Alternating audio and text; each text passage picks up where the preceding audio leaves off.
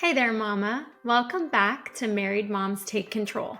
I'm Nevart Willborn, and I'm here with you to dive into real talk about marriage, motherhood, and making it all work in the beautiful chaos of life. Picture this. It's 6 p.m., kids are running wild, there's a pile of laundry staring down at you, and your husband walks in, totally oblivious to the storm you've been weathering. You want to scream, "I need help!" But instead, you just stay quiet, or when he asks how you're doing, you say, "I'm fine." Does this sound familiar? We've all been there, right? And those vague hints or the bottled up feelings about how we're really feeling, they're not helpful, and they're a one-way ticket to resentment or maybe a big fight.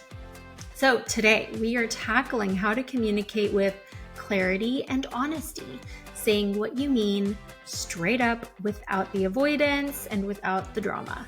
Because as married moms, you're carrying the invisible mental load, planning the meals, juggling schedules, keeping the family on track.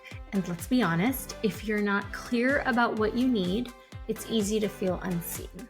So in this episode, I'm sharing 5 tips to share how you really feel without starting a fight with your husband. You'll walk away with practical, mom-friendly ways to express yourself, strengthen your marriage, and maybe even feel a little lighter. Plus, stick around for a sneak peek at our next episode and a fun challenge for you to work on. All right, let's dive in.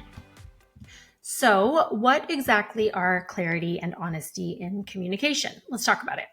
It's about expressing your thoughts, your feelings, and needs directly and truthfully. No sugarcoating, no passive aggressive hints, no expecting your partner to read your mind.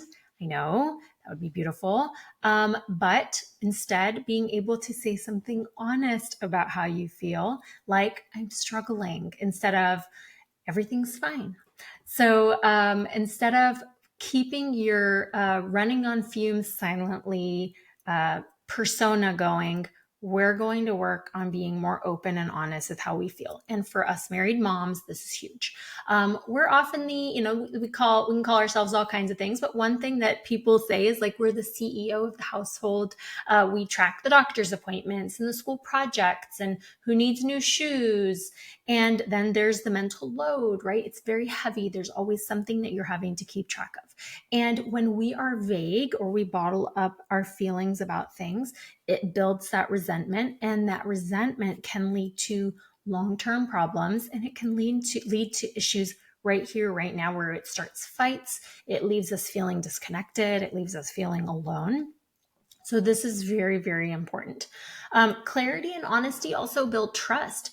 They can turn your marriage into more of a team and not this like push-pull tug of war where you're dismissing each other and you're not being direct and you don't understand each other. And honestly, like it's not easy to be honest, but it's important to be honest.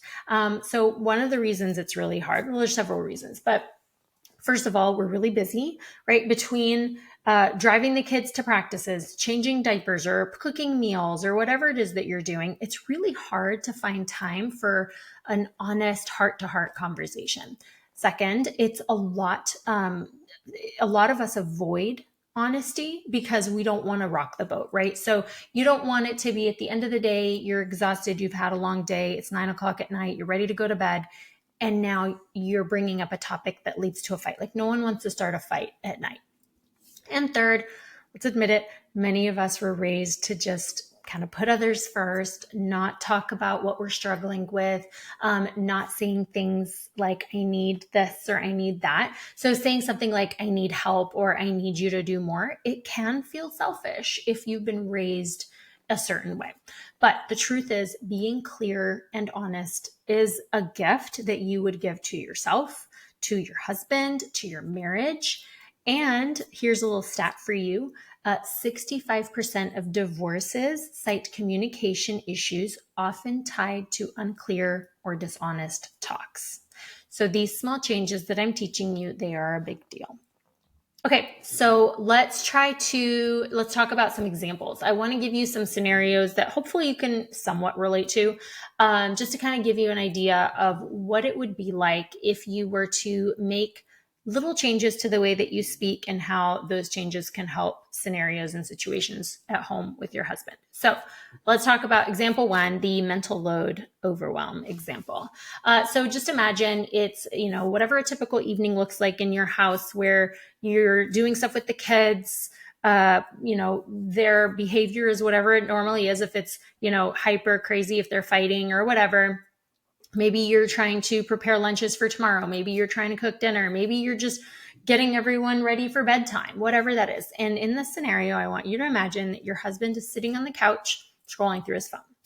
You might be tempted to snap and say, are you seriously just going to sit there and not help me right now? Like your kids are crazy, right? Or you might say nothing and continue on with the overwhelm of what you're doing when you're screaming inside, right? Been there? Okay.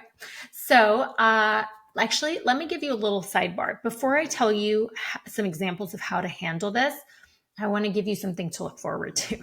So pretty soon, I am going to do a training for you where I am literally going to give you scripts of how to, in the moment, address a situation like this when the chaos is going on and you're about to lose your mind, because that is a really difficult time to say anything because you're angry, you're overwhelmed, it's not going to sound nice, the kids are there, you're going to say something that's going to make your husband defensive, but I am going to teach you exactly what to say, how to say it, the words, the tone, the body language, all of it.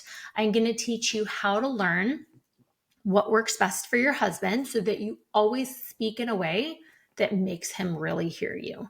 Because like I said, it's very hard to be nice when you're overwhelmed. So you're going to have to stick with me for that because that is my jam. I love teaching people, like literally scripting things for people, but I teach it in a way where it's more of a template so you can take it and apply it to your situation. I'm going to teach you how to do that because, what works for me won't necessarily work for you depending on my scenario and the people involved. So stick around because that is going to be amazing. So I say that right here, right now, because I'm going to zoom out a little bit. And for the sake of today's conversations, the things I'm teaching you are more of the after the crazy situation has calmed down and we've moved on for it, whether it's later that day or the next day, we're going to practice these 5 tips of how to talk, honestly and openly in a way that doesn't start a fight. Because right now I can't teach you what to say in the moment. It's a very different conversation. So in this example of you're dealing with the kids, your husband's on the couch watching, scrolling his phone, we want to wait until the things have calmed down. And that's where we can more calmly speak. And so, for example, you can try saying something like, I felt really frustrated earlier when I was in the middle of the chaos with the kids and you were sitting on your couch on the phone. I know you were tired and I know you just wanted to unwind for a little bit and you needed that downtime. I wanted to give you that because I know I need it. I know you need it. We're both exhausted. We're both tired, but sometimes it's just not an option. I need help. I needed your help. So from now on, can we please divide and conquer when it's time to get the kids ready for bed or leave the house in the morning? I don't want to feel like I'm doing this by myself and I need for us to do this together. Okay? Boom. It's clear. It's honest. It says how you feel and it does it in a way that you're not pointing fingers. It validates what your husband needs. You're saying, hey, I know you're tired. I know you need a break. So he's not having to get defensive and be like, I had a crap day and I just wanted a minute, right? You're beating him to the punch. Hey, I know you're tired. I know you had a really hard day. Even though in your mind in that time, you might be like, I don't care that he's tired. I am tired too. Why should I have to validate that? Why should I have to stroke his ego like that? Because that's what it takes to communicate.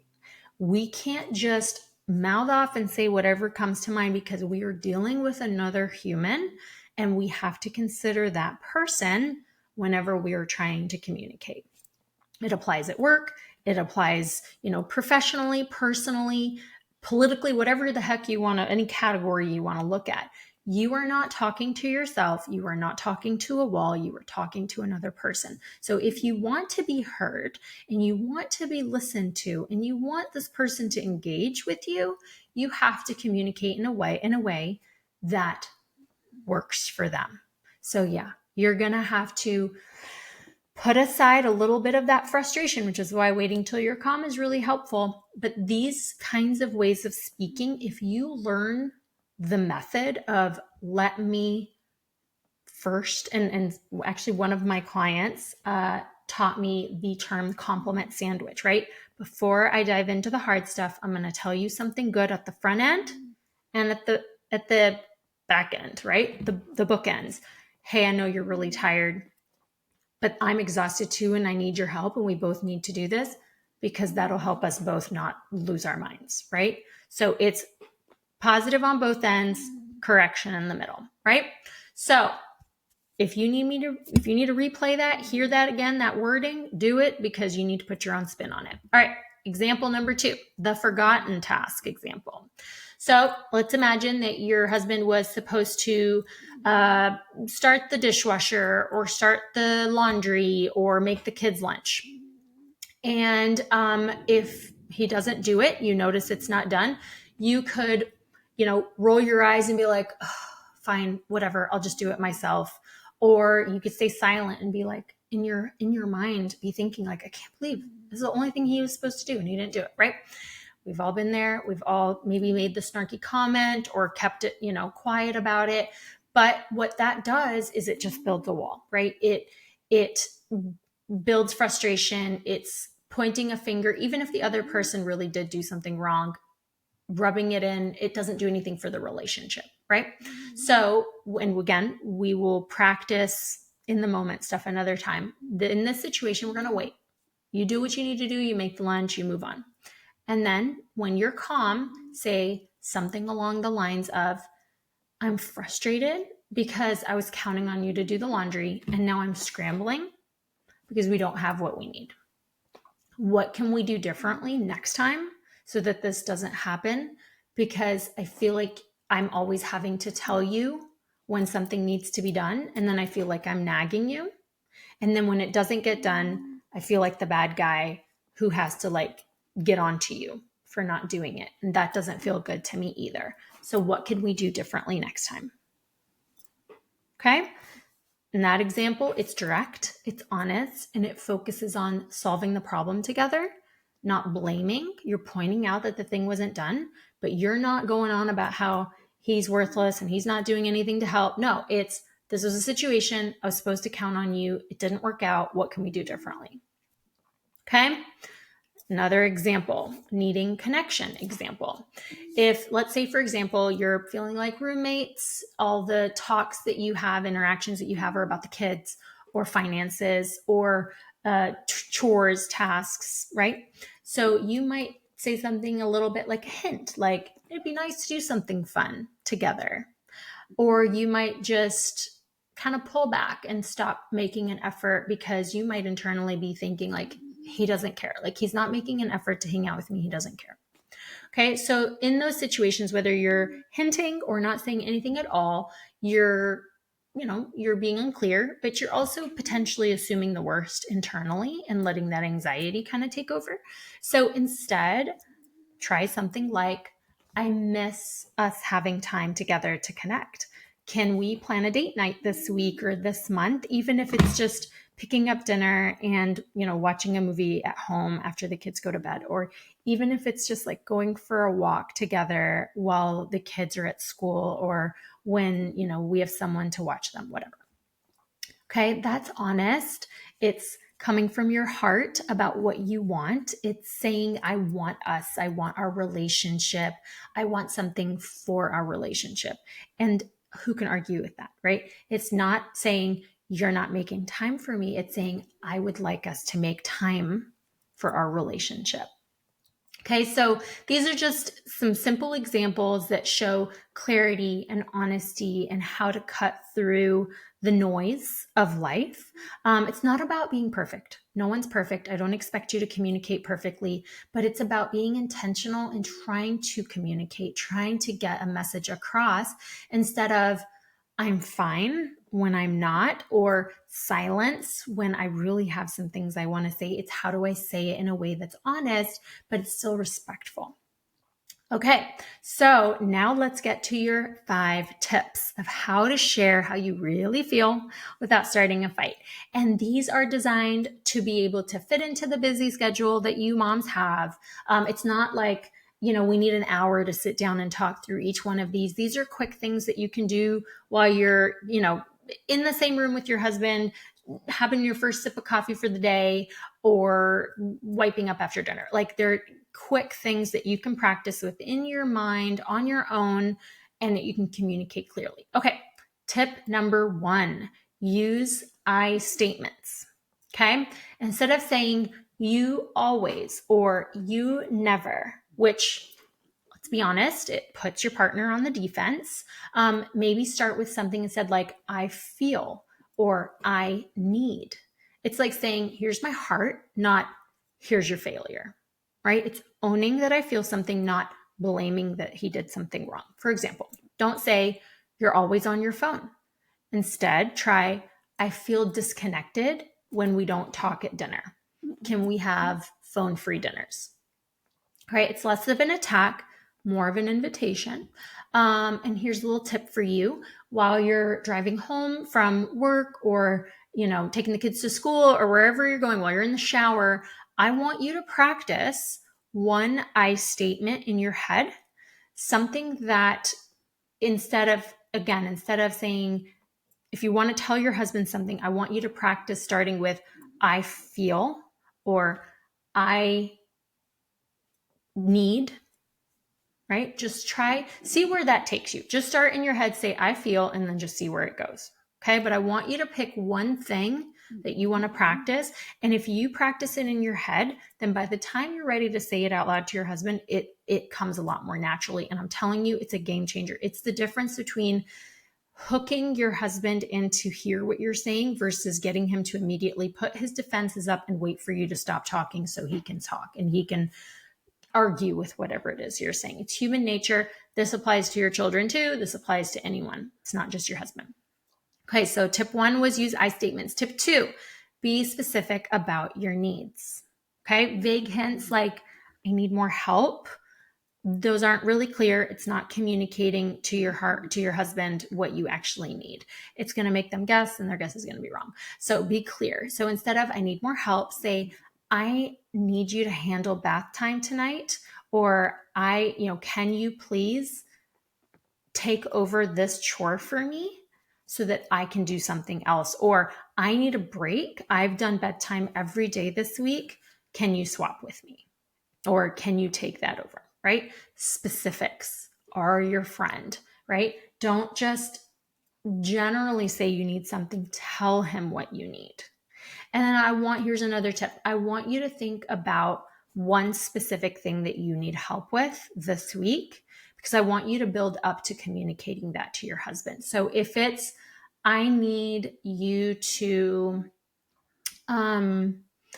help me make lunches this week.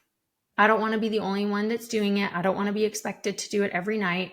So then you can come up with, if that's the thing that you want to talk to him about, then you make a decision, practice it in your head and say, okay, I'm going to use my I statements. This is the topic. Say, I feel a little frustrated that I'm the only one making lunches at night. I know you have other things that you're also working on, but lunches are my least favorite thing to do. Can we swap that out? Or can we take turns?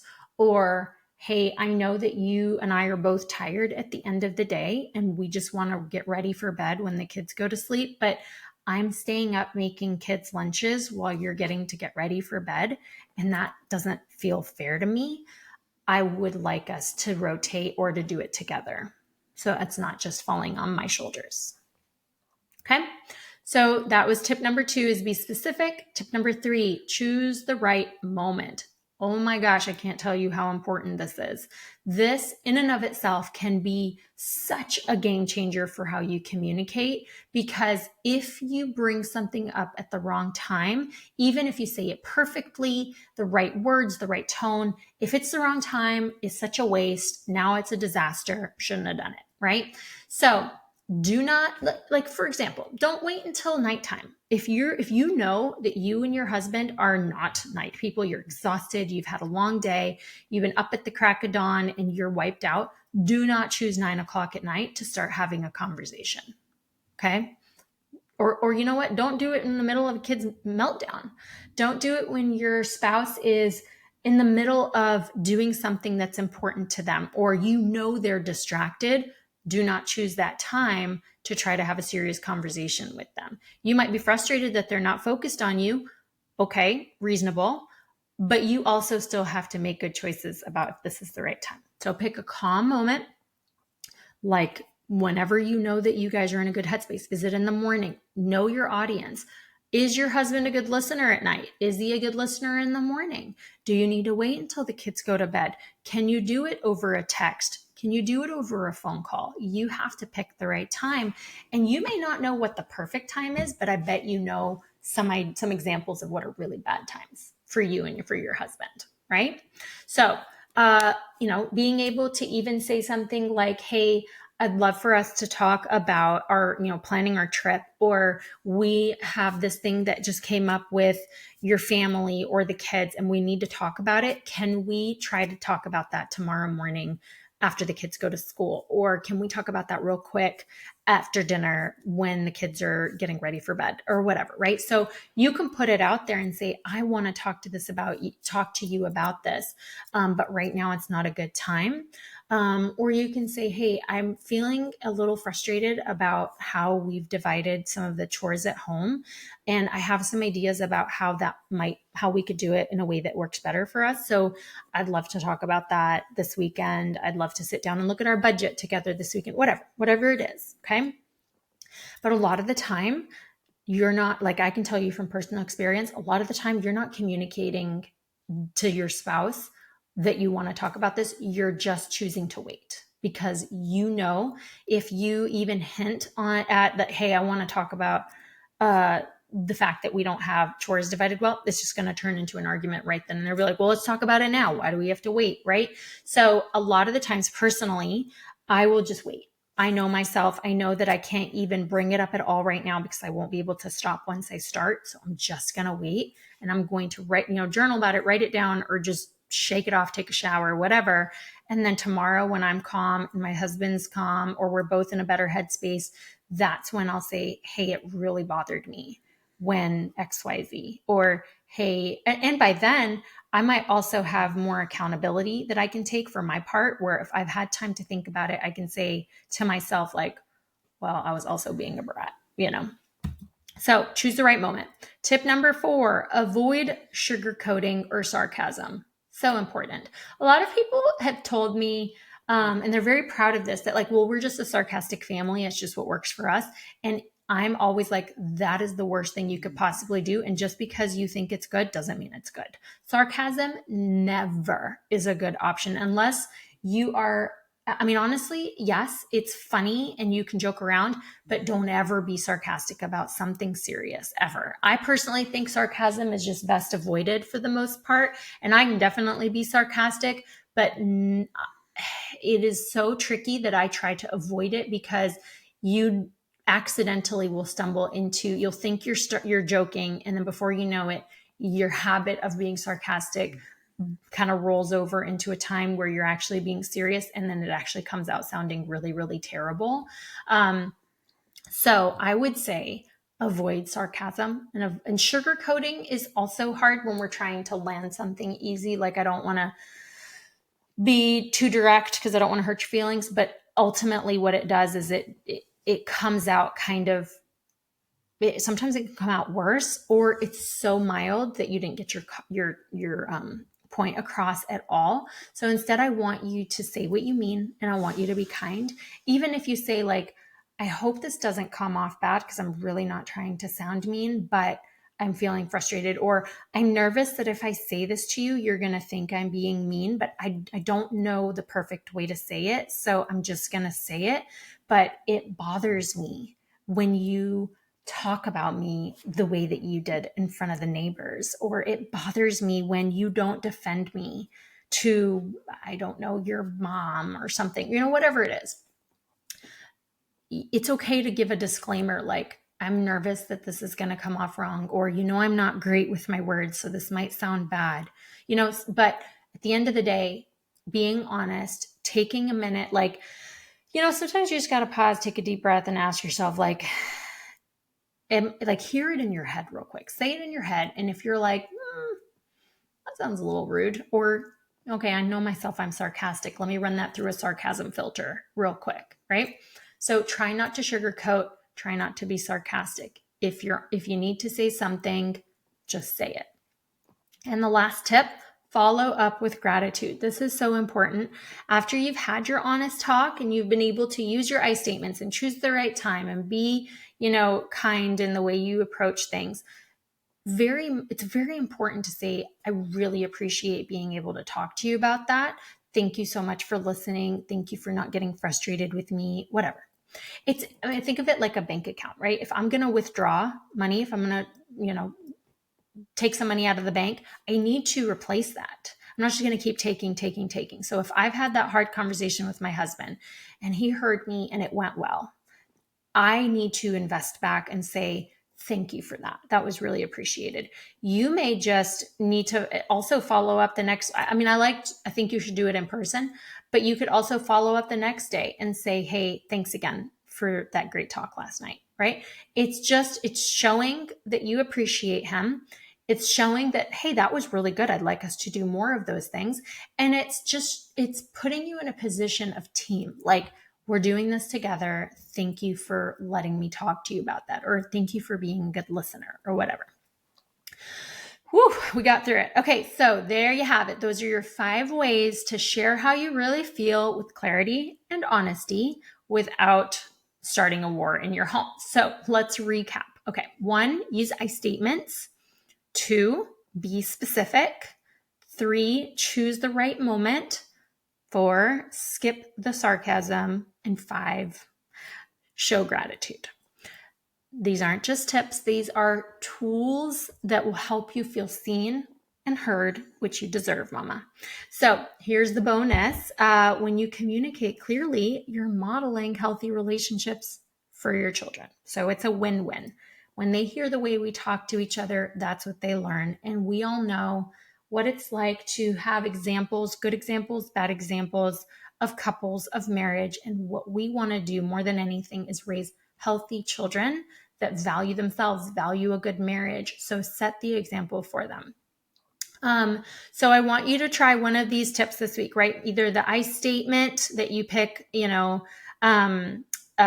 practice I statements in your head. I feel this, I need this, or pick a calm moment for a quick chat, or pick a thing that you want to bring up. Like, I really want to focus on, I need help making school lunches this week or whatever. You don't need hours. It's 5 minutes, work on it in your head.